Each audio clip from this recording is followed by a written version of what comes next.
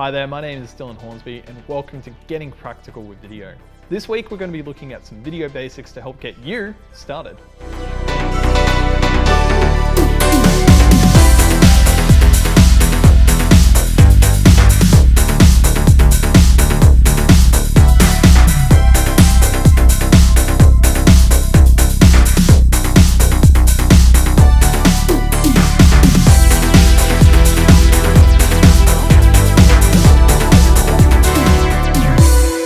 First of all, let's have a look at the rule of thirds.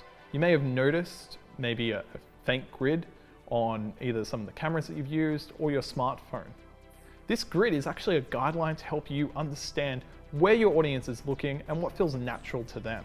Some points to consider with the rule of thirds are to try and place subjects or objects of interest on the intersecting lines.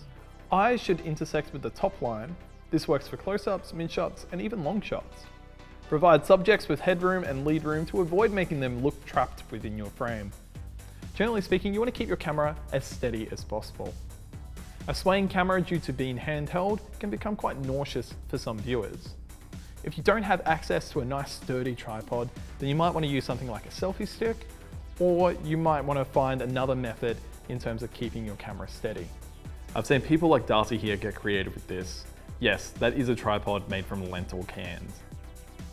Obviously, there are some times where you will need to move the camera, and for this, it's important to make your movements as smooth as possible. Another basic to consider is lighting. If you want to make sure of one thing, it's that your subject is properly lit and can be seen on screen. Sometimes all you need is a small light or a lamp to assist in bringing your subject out from the darkness. Get creative with your lighting. I remember using a couple of $20 outdoor lamps when I first started making videos. Now let's have a look at my final tip this week. For a lot of this video, we focus on what's happening in the foreground, but now let's have a look at what's happening in the background and consider what it might say about the subject. Look at my background, for example. What is it saying about me? Now imagine if my background was full of books and board games. What might that imply about my character? Also, can we talk about how boring a white background is? Before you begin rolling, have a look at your shot and consider its composition. What is your scene saying about your character? To sum it all up, what is included within your frame is crucial to conveying the messages that you set forth in pre-production. This week we looked at some camera basics, including the rule of thirds, keeping your camera steady, lighting, and composition. But now it's your turn to give it a go.